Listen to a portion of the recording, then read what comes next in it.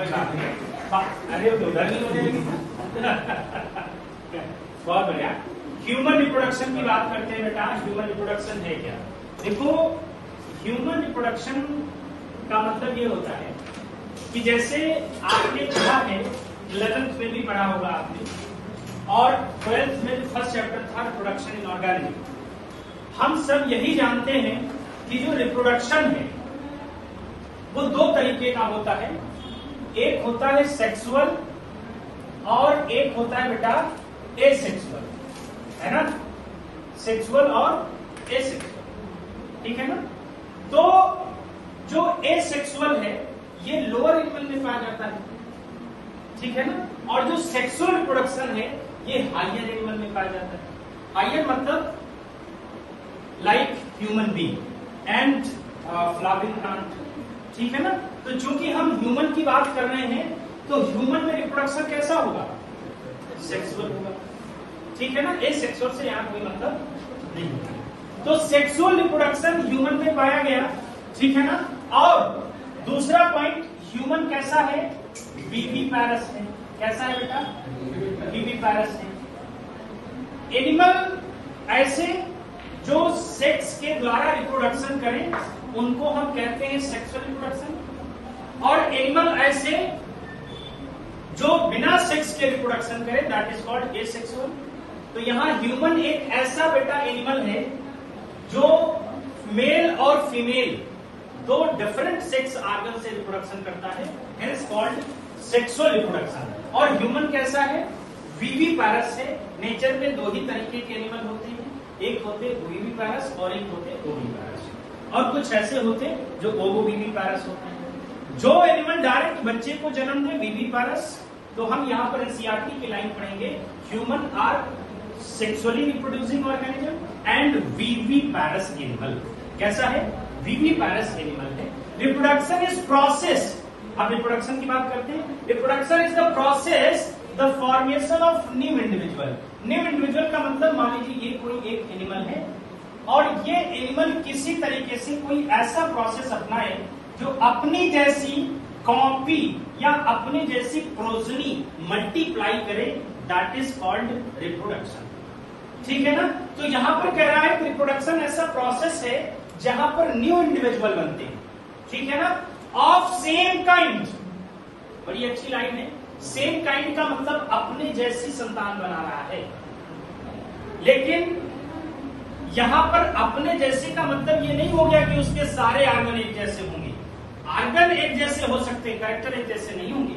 लेकिन आप अमीबा में रिप्रोडक्शन पढ़ते जो क्लास 11 में पढ़ा होगा, वहां आइडेंटिकल थे जिनको हम ट्विन कहा करते थे, लेकिन यहां टर्म ट्विन नहीं देंगे, ठीक है ना? And they are generally slightly identical structural and physiological variation। Physiological variation का मतलब ये है, हमने कहा कि आइडेंटिकल सेम होगा, ठीक है ना? लेकिन उसकी जो फिजियोलॉजी होगी, उसकी जो एक्टिविटी होगी, वो बिल्कुल डिफरेंट होगी। भाई आप बताइए, जैसे माँ बाप ने आपको जन्म दिया, तो क्या आपके कैरेक्टर माँ बाप से मिलते हैं? हाँ बिल्कुल, क्यों नहीं मिलते। तो जब माँ बाप से कैरेक्टर नहीं मिलते तो इनको हम कहते हैं these are the dissimilar variation कहते थे। मतलब हमारे स्ट्रक्चर बराबर है लेकिन हमारी क्वालिटी पेरेंट्स से बिल्कुल डिफरेंट है, और ये होना चाहिए sexual reproduction. Chief objective of reproduction is consequently increase the number of individual in the species. मतलब ये प्रोसेस हमेशा होता रहता है। क्लियर हो गया? अब हम बात करेंगे ह्यूमन रिप्रोडक्शन में दो चीजें, एक तो आता है मेल भाई और एक आता है फीमेल, ठीक है ना? सो मेल में हम पढ़ेंगे मेल रिप्रोडक्टिव ऑर्गन और फीमेल में हम पढ़ेंगे फीमेल रिप्रोडक्टिव ऑर्गन। यहाँ पर सबसे पहले हम देखते हैं ह्यूमन रिप्रोडक्टिव सिस्टम की बात। ये आपका बेटा एक मेल रिप्रोडक्टिव ऑर्गन है और ये आपका फीमेल रिप्रोडक्टिव ऑर्गन है। इसमें मेल रिप्रोडक्टिव ऑर्गन जो होता है उसमें क्या क्या होता है? Male reproductive organ includes a pair of testis. एक दो क्वेश्चन आपसे बोर्ड में पूछे गए हैं, एक बोर्ड में भी पूछा गया है और ये नीट में भी पूछा गया है। दो क्वेश्चन है। पहला क्वेश्चन ये, प्राइमरी सेक्स ऑर्गन बताओ भाई क्या है? Primary sex organ of male क्या है? मेल में क्या है? प्राइमरी सेक्स ऑर्गन टेस्टिस है, और फीमेल में बेटा ओवरीज। ये प्राइमरी सेक्स ऑर्गन होते हैं, मेल में टेस्टिस और फीमेल में ओवरी। तो male reproductive system includes a pair of testis, a pair of testis. Testis की संख्या 2 होती है, जो दोनों लेग्स के सेंटर में एब्डोमेन कैविटी से अटैच होते हैं, ठीक है ना। और ये जो टेस्टिस है ये प्राइमरी सेक्स ऑर्गन है मेल का, और इसके अलावा डक्ट सिस्टम होता है। डक्ट सिस्टम का मतलब है दिस इज डक्ट सिस्टम, जिसे हम वॉस इफरेंस कहते हैं। इसका हम डायग्रामेटिक व्यू देखेंगे। और द सेकेंडरी सेक्स ऑर्गन इसमें क्या होते हैं? Associated glands and external genitalia. ये 4 चीजें मिल करके मेल रिप्रोडक्टिव सिस्टम बनाते हैं। क्लियर हो गया? और यहां पर आप देख सकते हैं बेटा, यहां पर ये टेस्टिस स्ट्रक्चर है और ये वॉस डिफरेंस है, जो कि सेमाइनल फ्लूइड को टेस्टिस से यूरेथ्रा में ले जाने का काम करेंगे। और ये बेटा प्रोस्टेट ग्लैंड है और ये सेमाइनल वेसिकल है, ठीक है ना। ये सारी ऐसी कंडीशन होती हैं जिसके आधार पर हम इस रिप्रोडक्शन को कंप्लीट पढ़ते हैं। क्लियर है? नेक्स्ट आगे हम इसी को डिस्कस करेंगे। मेल रिप्रोडक्टिव सिस्टम में हम एक एक करके बात करेंगे। Male reproductive system include a pair of testis. पहला कॉन्सेप्ट क्लियर हो गया। एक पेयर इसमें टेस्टिस पाए जाते हैं, और ये टेस्टिस जनरली ओवल शेप के होते हैं। कैसे होते हैं? ओवल शेप के होते हैं, ठीक है। अच्छा, एक क्वेश्चन और पूछा गया कई बार, टेस्टिस की ओरिजिन कैसी है? टेस्टिस की ओरिजिन, इनकी ओरिजिन मीजोडर्मल है। बड़ी अच्छी बात है, ये टेस्टिस एब्डोमेन के अंदर ही बनते हैं, ठीक है। लेकिन कुछ समय के बाद आउटसाइड ऑफ द बॉडी हो जाती है। लेकिन यहाँ पर हम फिजियोलॉजी नहीं बताएंगे क्योंकि हम रिप्रोडक्शन पढ़ रहे हैं। तो ये बेटा टेस्टिस हो गए, जो कि प्राइमरी सेक्स ऑर्गन है। और इन्हीं टेस्टिस में बेटा क्या होता है? स्पर्मेटोजेनेसिस होता है। क्या होता है बेटा? स्पर्मेटोजेनेसिस होता है। स्पर्मेटोजेनेसिस का मतलब स्पर्म बनता है। अभी हम इसी का स्ट्रक्चर पढ़ेंगे डिटेल में। और स्पर्म बनने के बाद ये स्पर्म जाते हैं कहाँ बेटा? एपिडिडाइमिस में जाते हैं, और एपिडिडाइमिस से जाते हैं वॉस इफरेंस में। कहा जाता है बेटा? वॉस इफरेंस में। वॉस इफरेंस से होते हुए ये बेटा यूरेथ्रल ओपनिंग में ओपन हो जाते हैं। ये है बेटा यूरेथ्रल मीटस या opening. This is the sequence of male reproductive system. इसमें क्या होता है? यहाँ पर स्पर्म बना और ये ट्रैवल करता हुआ यहाँ तक प्रोसीड करता है, जिसमें मेन रोल प्ले करता है सेमाइनल वेसिकल, ठीक है ना। अब हम इसी को डिस्कस करेंगे एक बार डिटेल में जाकर के कि ये प्रोसेस होता कैसे है, ठीक है ना। ये क्या है बेटा? ये टेस्टिस है।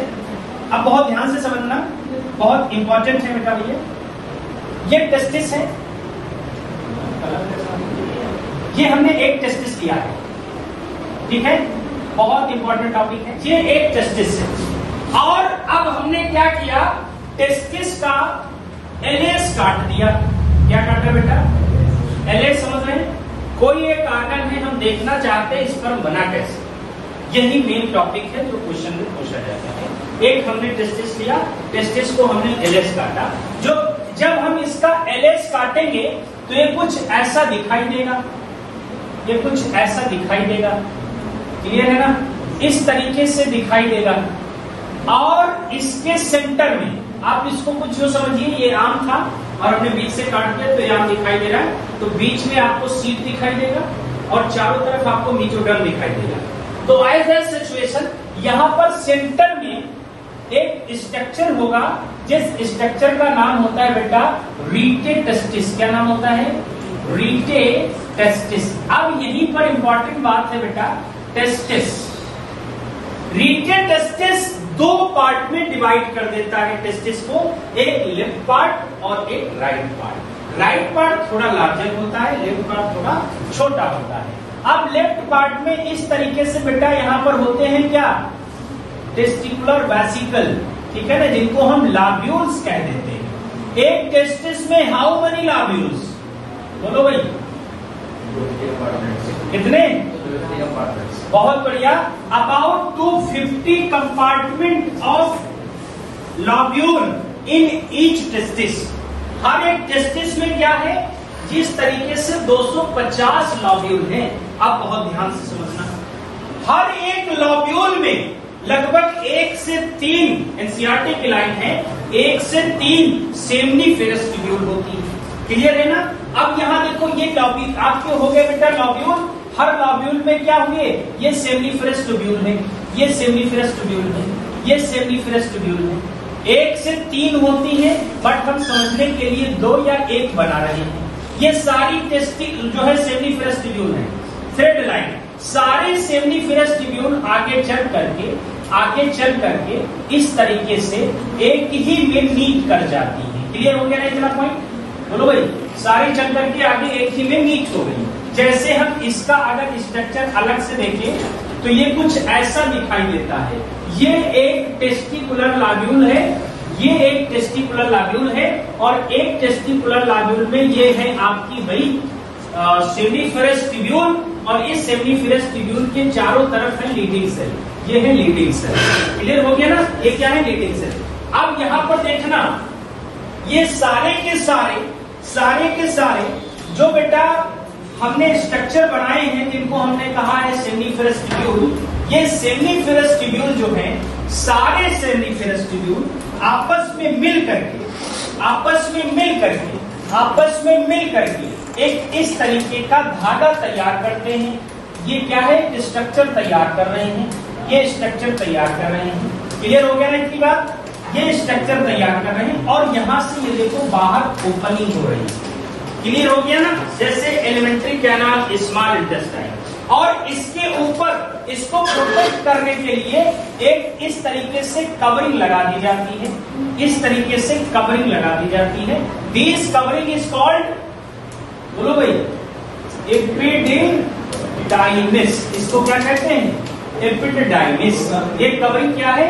एपिडिडाइमिस है। इसके 3 पार्ट होते हैं। कौन कौन? बोलो भाई, कापुट, कॉडा, कार्पस। ये 3 पार्ट हो गए, कापुट, कॉडा और कार्पस। अब यहाँ पर ये जो सेमनीफेरस ट्यूब्यूल है, एक थ्रेड बना रही बेटा, ये बाहर निकाल रही है। इस स्ट्रक्चर को हम कहते हैं वॉस इफरेंस। क्या कहते हैं? वॉस इफरेंस। और इस स्ट्रक्चर को हम कहते हैं वॉस डिफरेंस। क्या कहेंगे? Was difference.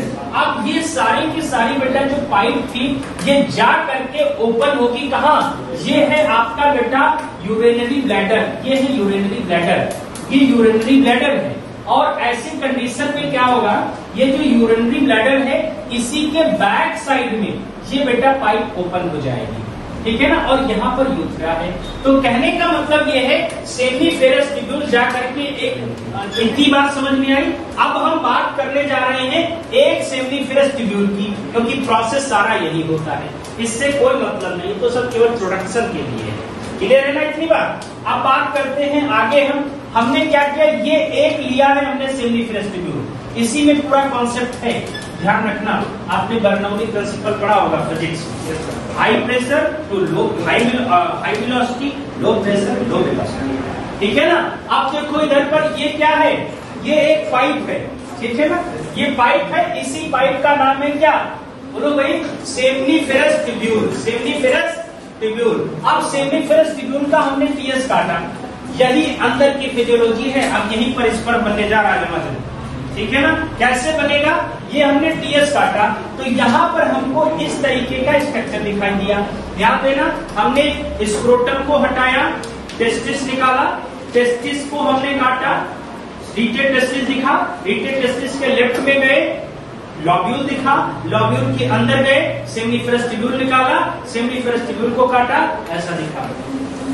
अब सेमनीफेरस ट्यूब्यूल में आपको इस तरीके के स्ट्रक्चर देखने को मिलते हैं, ऐसे ऐसे ये स्ट्रक्चर देखने को मिलते हैं, जिसको हम कहते हैं क्या? बोलो भाई, ये है सर्टोली सेल। क्या कहेंगे इन्हें? Sertoli cell, also known as nerve cell. ठीक है ना? और यहाँ पर छोटी छोटी इस तरीके की गोलियां बनने लगती हैं, that is called spermatogonia. Spermatogonia. ये क्या है? स्पर्मेटोगोनिया है। अच्छा, अब यहाँ पर जब हमने जो टेस्टेज दिया है, मान लीजिए उस बच्चे की उम्र 14 साल, 15 साल, 16 साल, 12 साल, जब उसको प्यूबर्टी आएगी, प्यूबर्टी के समय टेस्टोस्टेरोन निकलेगा छमाछम, काले खाएगा छमाछम। अब देखो टेस्टोस्टेरोन निकल रहा है, टेस्टोस्टेरोन जब निकलेगा ऐसी कंडीशन में उसके सेक्स ऑर्गन डेवलप। अब यहाँ पर ये क्या होगा, जो इनर वॉल है भाई सेमीफेस्टिबुल की, वो एक्टिव होकर के छोटी छोटी सेल बनाएगी जिसका नाम होगा गोनिया। ये एक है गोनिया, ये क्या है? एक गोनिया है। गोनिया कैसी होती है? डिप्लॉयड हेप्लॉयड स्पर्मेटोगोनिया डिप्लॉयड होगी भाई। क्यों? क्योंकि इसको बनाना है 4 स्पर्म और फीमेल में बनाता है 1 ओवम। तो यहाँ पर ये है भाई स्पर्मेटोगोनिया, और ये कैसी है? डिप्लॉयड। ध्यान रखना, जितनी भी सेल होंगी जनरल प्लांट्स के एनिमल में, सब जनरली डिप्लॉयड होगी। अब जब इसका जो स्पर्म बनेगा वो डिप्लॉयड बनेगा। ये हो गया। अब ये स्पर्मेटोगोनिया क्या करेगा? स्पर्मेटोगोनिया बेटा, ये जो सर्टोली सेल है, ये जो सर्टोली सेल है, ठीक है ना बेटा? हाँ, अब ये सर्टोली सेल से न्यूट्रिशन लेंगी। सर्टोली सेल से क्या लेंगी? न्यूट्रिशन लेंगी। और इनका साइज क्या होगा? इनका साइज बड़ा होने लगेगा। और ऐसी कंडीशन में क्या होगा? इनका जब साइज बड़ा होने लगेगा तो ये अपने आप में डिवीजन करने लगेंगी। अपने आप में क्या होगा? डिवीजन करने लगेंगी, अपने आप में डिवीजन करने लगेंगी। और धीरे धीरे ऐसा कंडीशन होगा कि बेटा इनका जो साइज होगा वो और बड़ा हो जाएगा, इनका जो साइज होगा वो और बड़ा हो जाएगा, इनका जो साइज होगा और बड़ा होगा। और फिर ऐसी कंडीशन में इनके पास टेलिंग प्रोसेस होगा, मतलब बोलो भाई टेल बनने लगेगा। और ये कंडीशन कब हुआ? ये कंडीशन उस समय हुआ जब ये वाली सेल सर्टोली सेल के पास गया था और इसके न्यूट्रिशन से इसमें मैच्योरेशन हुआ और स्पर्मेटोजेनेसिस कंडीशन से इसमें देखो स्पर्मेटोजोआ बन गए। ये अब क्या बने हैं? स्पर्मेटोजोआ बने हैं, जो सब कहां पर है? इस सर्टोली सेल से अटैच है, इससे न्यूट्रिशन ले रहे हैं। तो देखिए एक स्पर्मेटोगोनिया से कितने स्पर्मेटोजोआ बने? और मैच्योर स्पर्मेटोजोआ को ही हम स्पर्म कहते हैं। स्पर्म को हम मेल गैमीट भी कह देते हैं। तो हमारा टारगेट क्या था? मेल गैमीट को बनाना। तो हमने मेल गैमीट बना लिया है। This process is called spermatogenesis. इस प्रोसेस को हम स्पर्मेटोजेनेसिस कहते हैं। अब स्पर्मेटोजेनेसिस कंप्लीट हुआ, अब oogenesis करो। oogenesis में ओवा बनाओ। जब ओवा बन जाए तो दोनों को फ्यूज कराओ। ओवा बन जाएगा ना पूरी तरीके से। जब ओवा बन जाएगा उधर से स्पर्म बन जाएगा तो दोनों क्या होंगे? फ्यूज करेंगे, फर्टिलाइजेशन हो जाएगा। तो आज के लिए इतना ही। नेक्स्ट क्लास में हम बात करते हैं oogenesis की, ठीक है ना?